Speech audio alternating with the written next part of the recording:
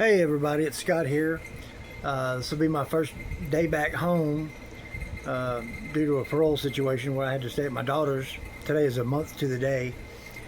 Either way, let's see. Oh, Kebble's been in and out of the hospital for the last month and a half to 3 months. And he had esophageal perforation where it was a tear in his esophagus and they had to go in and fix it. And then they put it in this leather little tube that comes out his chest that whenever he drinks or anything, it spills over into there. So I guess it doesn't go down into his lungs. And he's been ordered nothing by mouth. And he's being fed intravenously. And antibiotics and all that stuff. And his insurance coverage ends tomorrow. That'll be Saturday the 25th. They're in there setting up a bed for him right now with an oxygen machine and all the accoutrements that's going to be necessary to take care of him. And they're supposed to send some caseworkers or some nurses out to show me what to do to take care of him. And I asked them if there was a plan in place to rehab his esophagus to where they could reintroduce, a diet. And it doesn't seem that they've been thinking on those lines. And this is the Beaumont healthcare thing right there at 4150 College. This is the nursing home he's been at.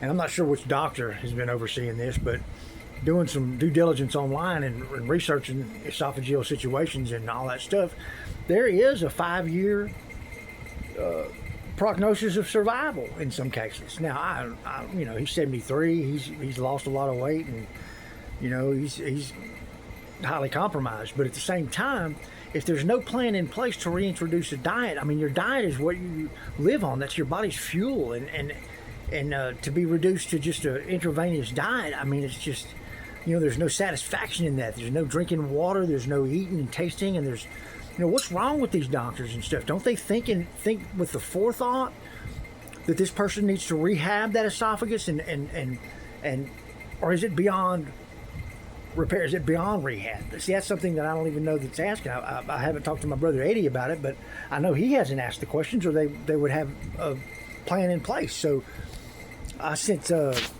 nurse lady that called me earlier a thing. I copied it off the internet. I'm gonna post it in the comments, and y'all tell me what y'all think about this, because I think he needs to see a gastroenterologist specialist to evaluate the situation and decide whether or not the tissue's viable to where it can be healed, to where they can reintroduce a diet. And I'm a layman and I'm getting all this stuff, off the internet, of course, but damn it, why?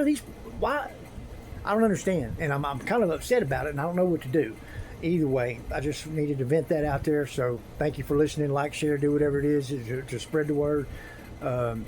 This reminds me of 3 years ago, whenever they starved my mom to death, literally, at St. David's in Austin. Yeah, I said the name of it. They had an order for her for nothing by mouth, but no nutritional protocol to, fuel her. And they went 2 weeks or more. The last words she said to me, and she raised her eyebrows like that, she said, "Go fix me a sandwich."